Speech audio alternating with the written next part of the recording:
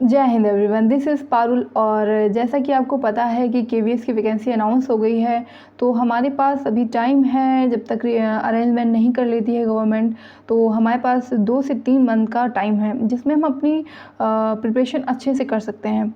ठीक है, तो जो कि काफ़ी इनफ हमारे लिए टाइम है। तो हम आज देखने वाले हैं हमारा पार्ट 3 जो कि हमारा आएगा 100 नंबर का, और जो कि है फिज़िकल एजुकेशन। आज का हमारा पॉइंट है कॉन्सेप्ट ऑफ फिज़िकल एजुकेशन। इसी तरह के, जैसे कि ये फर्स्ट पॉइंट है कॉन्सेप्ट ऑफ फिज़िकल एजुकेशन, ऐसे ही 13 पॉइंट हमको दिए गए हैं हमारे सिलेबस में। तो आज का पॉइंट है कॉन्सेप्ट ऑफ फिज़िकल एजुकेशन, जिसमें कि 4 पॉइंट्स दिए गए हैं जो आपके सामने हैं। हम इनको 1 बाय 1 डिस्कस करेंगे, ठीक है। और जिन्होंने भी सिलेबस की, केवीएस की सिलेबस की, फिज़िकल एजुकेशन के सिलेबस की वीडियो नहीं देखी है, वो जाके ज़रूर देखें और अपनी प्रिपरेशन स्टार्ट कर दें, ठीक है। तो बढ़ते हैं हम आज अपने सेशन पे। सबसे पहला पॉइंट है हमारा meaning of physical education. Physical education कहते किसे हैं, इसका अर्थ क्या है? तो फिज़िकल एजुकेशन 2 शब्दों से मिलकर बना है, जिसे बोलते हैं शारीरिक शिक्षा। शारीरिक यानी कि शरीर से रिलेटेड जो एक्टिविटी, क्रियाएं होती हैं, जैसे कि फ़िज़िकल फिटनेस हो गया, फ़िज़िकल अपीयरेंस हो गया, फ़िज़िकल हेल्थ हो गई, एंड्योरेंस हो गया, न्यूट्रिशन, डाइट और इसका फ्लेक्सिबिलिटी, स्टैमिना, ये सारी हमारी फ़िज़िकल यानी शारीरिक से रिलेटेड। और स्टडी यानी कि शिक्षा, यानी कि लर्निंग, यानी कि सीखना किसी पर्टिकुलर चीज़ के बारे में, यानी कि शारीरिक के बारे में शिक्षा को ग्रहण करना या सीखना शारीरिक शिक्षा कहलाता है, ठीक है। आपको इस फिगर से भी पता चल रहा होगा। तो आगे बढ़ते हैं। डेफिनेशन एक बहुत इम्पॉर्टेंट रोल रखता है एग्ज़ाम में। डेफिनेशन ज़रूर पूछी जाती है और उसके राइटर के नाम दे दिए जाते हैं जो कि आपको बताने होते हैं राइट आंसर में। तो हमने यहाँ पे 2 राइटर को डिस्कस किया है। बहुत सारे राइटर्स हैं जिनकी डेफिनेशन आती है, और अगर आप कहेंगे कमेंट में बताइएगा कि अगर आपको डेफिनेशन पे कोई वीडियो चाहिए होंगी, जो कि बहुत सारे राइटर्स हैं, फेमस हैं, जो कि पूछे जा चुके हैं एग्ज़ाम में, तो मैं उससे रिलेटेड वीडियो आपके लिए बनाऊंगी। तो यहाँ पे हम पहले 2 राइटर्स की डेफिनेशन को देख लेते हैं। सबसे पहला है जेवी नैश। जेवी नैश ने फिज़िकल एजुकेशन की क्या डेफिनेशन दी है, इंग्लिश और हिंदी में आपके सामने है। तो physical education is the process, is the phase of whole field of education that deal with big muscles activities and their related responses.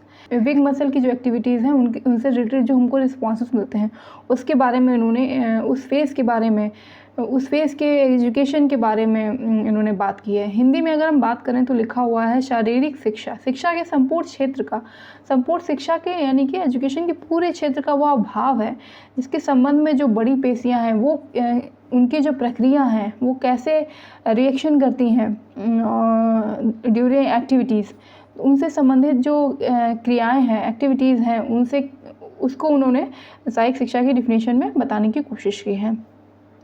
D offer ट्यूफर की बात कर लें तो इनकी ये सेम डिफिनेशन जो भी हमारा राजस्थान पीटीआई का एग्ज़ाम हुआ था उसमें इन्होंने ये एग्ज़ाम में ये डेफिनेशन लिख के दे दी थी। नीचे 4 राइटर दे दिए थे, तो 4 राइटर में आपको सही राइटर का नाम बताना था, तो इसलिए ये मुझे इम्पोर्टेंट लगा है, मैंने इसमें ऐड किया है। हो सकता है कि ऐसे ही आपके एग्ज़ाम में भी पूछा जाए। तो डी ऑफर टिफर ने इंग्लिश की डेफिनेशन है कि physical education is the sum of those experience which come to the individual through movement. जो हमारे फिज़िकल मूवमेंट है उनसे क्या एक्सपीरियंस मिलता है, ठीक है, उसका जो सम है उसके बारे में इन्होंने बात की है। हिंदी में देखें तो शारीरिक शिक्षा उन अनुभवों का सामूहिक प्रभाव है जो व्यक्ति विशेष की प्रक्रिया यानी कि फिज़िकल मूवमेंट से प्राप्त होती है, ठीक है। अब आते हैं, हम आगे बढ़ते हैं aim and objective of physical education. तो इसमें एम क्या है फिज़िकल एजुकेशन का? ओवरऑल डेवलपमेंट यानी कि सर्वांगीण विकास। तो किसी का सर्वांगीण विकास कैसे होता है? जो नीचे ऑप्शन दिए हुए हैं पॉइंट्स उनसे, जैसे कि समझे हम कि एम क्या होता है, ऑब्जेक्टिव क्या होता है, उनमें क्या डिफरेंस है। जैसे कि हमने कोई एम या गोल बनाया है तो एम हमारा ये है, मान लीजिए एम हमारा ये है। ऑब्जेक्टिव क्या है? जो स्टेयर्स हैं उस एम तक पहुंचने के लिए वो हमारे ऑब्जेक्टिव्स हैं। जो स्टेयर्स हैं हमारे वो हमारे ऑब्जेक्टिव हैं, ये हमारा एम्स है। एम को तक पहुंचने के लिए जो ऑब्जेक्टिव होते हैं उन्हें हम बोलते हैं एम एंड ऑब्जेक्टिव। ठीक है, तो फिजिकल एजुकेशन के एम क्या है? ओवरऑल डेवलपमेंट, संपूर्ण सर्वांगीण विकास। और ऑब्जेक्टिव क्या क्या है देख लेते हैं, फिजिकल, डेवलप, सोशल। तो इनको वन बाय वन देखते हैं। तो पहला पॉइंट है फिजिकल डेवलपमेंट।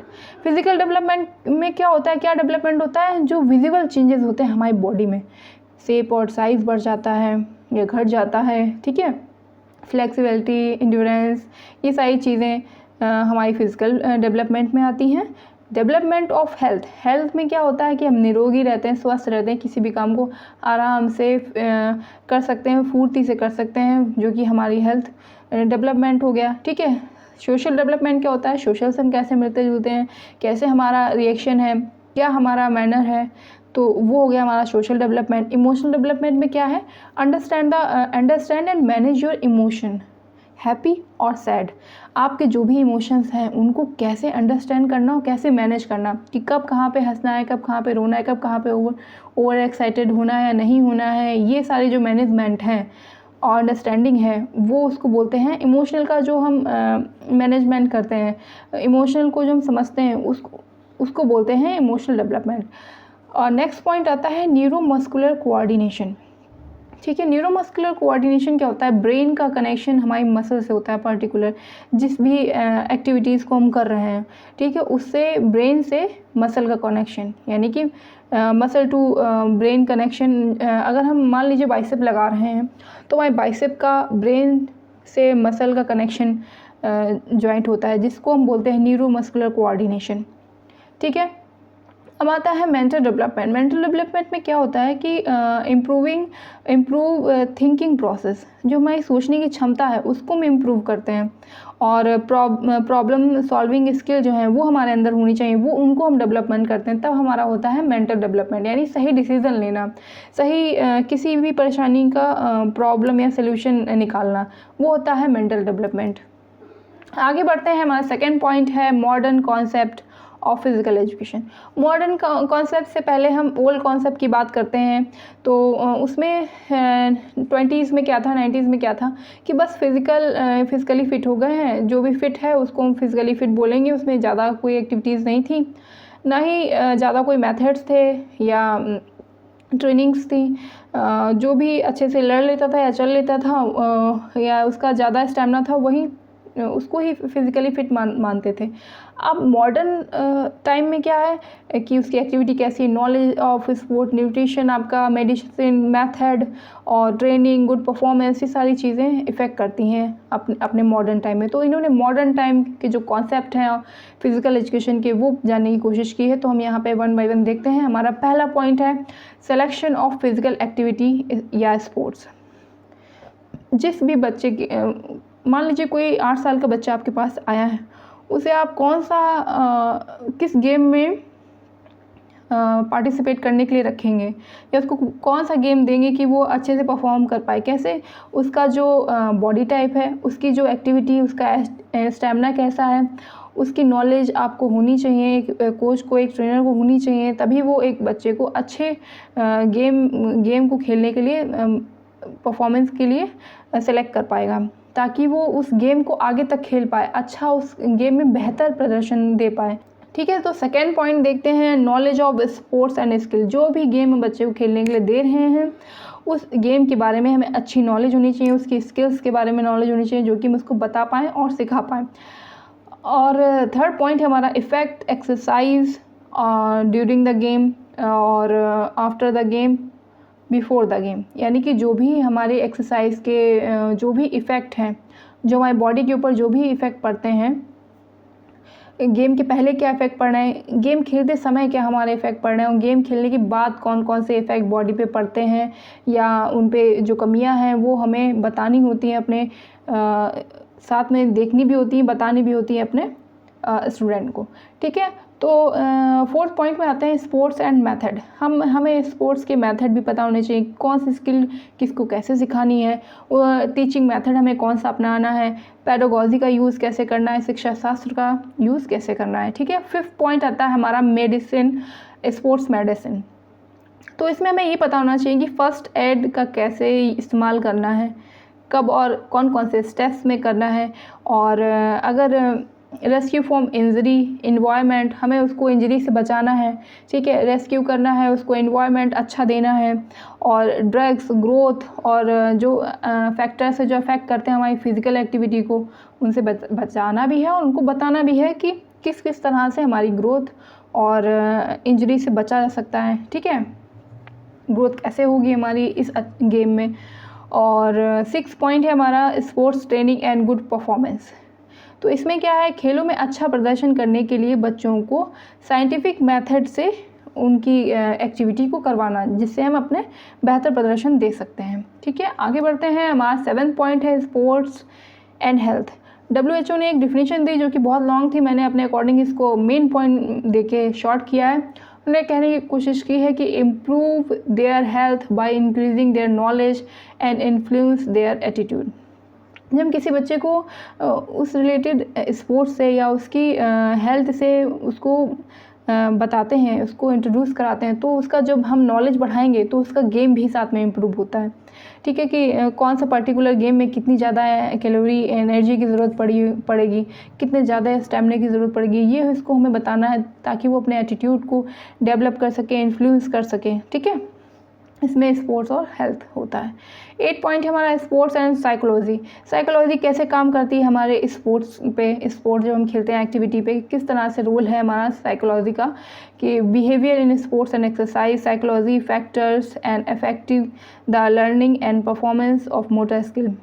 जो हमारी साइकोलॉजी है वो कैसे हमारे गेम को इफ़ेक्ट करती है और कैसे बेहतर बनाती है, हमारे सोचने का, देखने का नज़रिया कैसे बनाती है, जो इफ़ेक्ट हैं सीखने के उनको कैसे इन्हांस करती है, परफॉर्मेंस जो हम मोटर स्किल्स हैं उनको हम किस तरह से साइकोलॉजी के द्वारा सीख सकते हैं और अच्छी साइकोलॉजी कर सकते हैं, ठीक है। 9 पॉइंट हमारा स्पोर्ट्स एंड हिस्ट्री। जो भी गेम हम बच्चे को सिखा रहे हैं उस गेम के बारे में हमें पर्टिकुलर गेम के बारे में नॉलेज होना चाहिए, उसकी हिस्ट्री पता होनी चाहिए, गेम कहाँ से आया है, किसका गेम है, कौन इसके जन्मदाता है, ये सारे नॉलेज जो हिस्ट्री इसका बैकग्राउंड है पर्टिकुलर गेम का वो हमें पता होना चाहिए, ठीक है। तो 9 पॉइंट है sports performance, measurement and evolution. एक बच्चे का जो स्पोर्ट परफॉर्मेंस है वो कैसी है, उसका मेजरमेंट यानी कि वो उसका मापन करेंगे, कि वो उसका टेस्ट करेंगे कि कैसे वो ग्रो कर रहा है या नहीं कर रहा है, मूल्यांकन करेंगे समय समय पर, और परफॉर्मेंस उसकी कैसी जा रही है। इन सारी चीज़ों के बारे में हम एक बच्चे की डेवलपमेंट पे बात करेंगे। और 11 पॉइंट है हमारा स्पोर्ट्स एंड न्यूट्रिशन। स्पोर्ट्स में न्यूट्रिशन की बहुत ज़्यादा ही महत्वपूर्ण रोल है। जैसे कि किसी बच्चे को हमें उसको बताना है या हमें खुद जानना है कि किसी खेल में कितनी न्यूट्रिशन की आवश्यकता है, कितना आहार लेना है, कितनी ऊर्जा या कैलोरी लगेगी हमें इस पर्टिकुलर गेम को परफॉर्म करने के लिए, कौन कौन से मिनरल्स या पोषक तत्व हमको देने चाहिए उस बच्चे को, स्टूडेंट को, उसका हमें ज्ञान ज़रूर देना चाहिए। ये सारी चीज़ें डाइट एंड न्यूट्रिशन साइंस में आती हैं, ठीक है। 12 पॉइंट है हमारा स्पोर्ट्स एंड मैकेनिक्स। मैकेनिक्स में क्या है, बायोमैकेनिक्स के द्वारा हम किस तरह से अपने स्पोर्ट्स को इजी, आसान बना सकते हैं, उसके बारे में जान सकते हैं, कौन सी ट्रिक एंड टेक्नोलॉजी का यूज़ कर सकते हैं, मस्कुलो स्केलेटल सिस्टम को किस तरह से यूज़ करते हैं, यानी कि मसल और जो हमारी हड्डियाँ बोन्स हैं उनका जो सिस्टम है वो किस तरह से चल सकता है, और मैकेनिकल एनालिसिस ऑफ एक्टिविटी, जो मैकेनिकल एनालिसिस है उस एक्टिविटी की वो हमें जाननी और सीखनी चाहिए, आनी चाहिए। 13 पॉइंट है हमारा स्पोर्ट्स एंड एंथ्रोपोमेट्री, यानी कि मानव मिति, यानी कि डायमेंशन ऑफ बोन।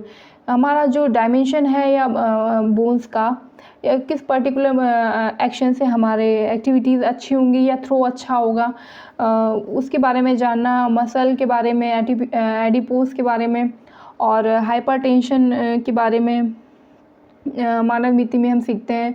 कार्डियोवैस्कुलर जो डिजीज़ हो जाती हैं, ठीक है, हाइपरटेंशन हो जाता है, इन सारी चीज़ों के बारे में सीखना मानव मिति में आता है, और जिससे हमारा गेम बहुत आसान होता है और हमें जल्दी ही इफ़ेक्ट्स दिखते हैं, ठीक है। स्पोर्ट्स 14 पॉइंट है हमारा स्पोर्ट्स एंड सोसाइटी में हमारे स्पोर्ट्स कैसे इन्फ्लुएंस होता है, हम अपने स्पोर्ट्स को कैसे लोगों तक पहुंचाते हैं। रिलीजन और इकोनॉमिक मीडिया मास किस तरह से काम करता है, ये हम सोसाइटी में देखते हैं। ठीक है, आगे आते हैं स्कोप ऑफ फिजिकल एजुकेशन, शारीरिक शिक्षा के स्कोप क्या क्या हैं। तो पहला पॉइंट है sports medicine physician.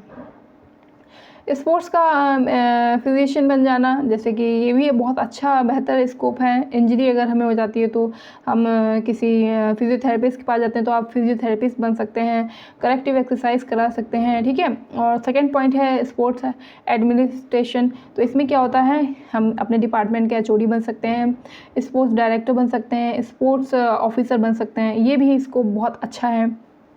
Third point हमारा स्कोप है डाइटिशियन का। डाइटिशियन का एक बहुत अच्छा स्कोप है, make a diet for player and team. और इस प्रेजेंट टाइम में हम डाइटिशियन के और भी रोल हैं, जैसे कि स्पा में या फिर ब्यूटी पार्लर्स में, हॉस्पिटल में, हेल्थ केयर में हम डाइटिशियन की नॉलेज दे सकते हैं। ठीक है, ब्यूटी पार्लर में कैसे, जैसे कि स्किन को कैसे अच्छा रखना है, फेस हेयर को कैसे शाइनी रखना है, ये डिपेंड करता है हमारी डाइट पे, हम कैसा आहार लेते हैं, नेचुरल तरीके से कैसे हम ग्रो करेंगे अपने आप को by diet and some activities. ठीक है, फोर्थ पॉइंट है हमारा फिजिकल फिटनेस इंस्ट्रक्टर। तो इसमें हम जिम ट्रेनर बन सकते हैं, एरोबिक्स सिखा सकते हैं, रिदमिक एक्सरसाइज करा सकते हैं, योगा इंस्ट्रक्टर बन सकते हैं, रिक्रिएशन एक्टिविटी कर सकते हैं। रिक्रिएशन एक्टिविटी क्या होती है, यानी मनोरंजन की जो एक्टिविटीज़ होती हैं, फिशिंग करना, लंबी दूरी वॉक करना, ये सारी आती हैं हमारी रिक्रिएशन एक्टिविटीज़ में। आगे बढ़ते हैं, फिफ्थ नंबर है स्पोर्ट्स जर्नलिज्म। इसमें क्या है, नॉलेज ऑफ स्पोर्ट जो है वो सोशल तक पहुंचाना, और किस किस गेम की कौन सी नॉलेज है वो हमें सोशलाइज करना। ठीक है, सिक्स पॉइंट है गेम टीचर बनना। किसी भी गेम का हम टीचर बन सकते हैं, जैसे कि हम फुटबॉल खेलते हैं तो फुटबॉल का टीचर बन सकते हैं। बीपीएड किया है तो हम किसी भी गेम के, क्योंकि उसमें सारे गेम सिखाए जाते हैं, तो हम किसी भी गेम के टीचर बन सकते हैं। ये भी हमारा स्कोप है। फोटोग्राफी भी है, स्पोर्ट्स खेलते हुए बच्चों की फ़ोटो लेना, या किसी टीम की, या फिर कोई भी स्किल अच्छी कर रहा है उसकी फ़ोटो लेके पब्लिश करना, ये भी एक अच्छा स्कोप है। सेल्फ डिफेंस में आता है जूडो, कराटे और ताइक्वांडो, और सेल्फ डिफेंस सिखाना, आत्मरक्षा के गुण सिखाना, जो कि एक बहुत बेहतरीन आज के युग में बहुत ही फेमस और पॉपुलर स्कोप है। और नाइन्थ है सुपरवाइज़ करना। किसी भी चीज़ को सुपरवाइज़ करना, जैसे कि फ़िटनेस क्लब को सुपरवाइज़ करना, स्पोर्ट्स सेंटर, हेल्थ क्लब, इनमें सबको हम सुपरवाइज़ कर सकते हैं। ठीक है, तो आगे बढ़ते हैं, need and importance of physical education. ये क्या होता है, इसमें ओवरऑल डेवलपमेंट ऑफ चाइल्ड, यानी कि बच्चे का सर्वांगीण विकास, उसमें क्या आता है, मेंटल, फिजिकल, सोशल हेल्थ आती है, डेवलपमेंट आता है। ठीक है, सेकंड पॉइंट हमारा नेचर डेवलपमेंट। इसमें क्या होता है, गर्भावस्था से वृद्धावस्था तक की जो प्रक्रिया है वो हमारी होती है नेचुरल डेवलपमेंट। ठीक है, हमारा वृद्धि तो एक एज तक रहती है, एक आयु तक हमारी वृद्धि तो चलती है, पर हमारा जो डेवलपमेंट है वो उम्र भर चलता है, ज़िंदगी भर चलता है। यानी कि वही बात होगी, गर्भावस्था से वृद्धावस्था तक नेचुरल डेवलपमेंट होता है। ठीक है, थर्ड पॉइंट हमारा है फिजिकल डेवलपमेंट। फिजिकल डेवलपमेंट का क्या, शारीरिक स्वास्थ्य कैसे है हमारा, निरोगी है, निरोग है, हम कोई भी एक्टिविटी आराम से कर सकते हैं, परफॉर्म कर सकते हैं, तो हमारा फिजिकल डेवलपमेंट होता है। ठीक है, फोर्थ पॉइंट है हमारा कैरेक्टर डेवलपमेंट, जिसमें कैरेक्टर कैसे डेवलप होगा हमारा, हम सेल्फ डिसिप्लिन होंगे, दूसरों को भी डिसिप्लिन सिखाएंगे, बैड बिहेवियर नहीं करेंगे और वायलेंट नहीं होंगे, और रिस्पॉन्सिबल टू योर टीम, जिस समूह या जिस टीम के लिए हम काम कर रहे हैं उसके लिए हम रिस्पॉन्सिबल रहेंगे। इस तरह से हमारे ये सारी चीज़ें मिलके, हेट को दूर रखेंगे, ये सारी चीज़ें मिलके हमारा कैरेक्टर डेवलप करता है। ठीक है, कि वो किस कैरेक्टर का है, तो ऐसे ही हमारा कैरेक्टर डेवलप होता है। फिफ्थ पॉइंट है हमारा डेवलपमेंट टू सेल्फ कॉन्फिडेंस। हमारा सेल्फ कॉन्फिडेंस कैसे आता है, जब हम किसी सिचुएशन को हैंडल करते हैं, वो भी पॉजिटिव मैनर में, ड्यूरिंग कंपटीशन, या फिर किसी सिचुएशन में कठिन परिस्थिति में फंस गए हैं तो उससे हम कैसे निकलेंगे, उसको बोलते हैं सेल्फ कॉन्फिडेंस। ठीक है, इस तरह से डेवलप होता है।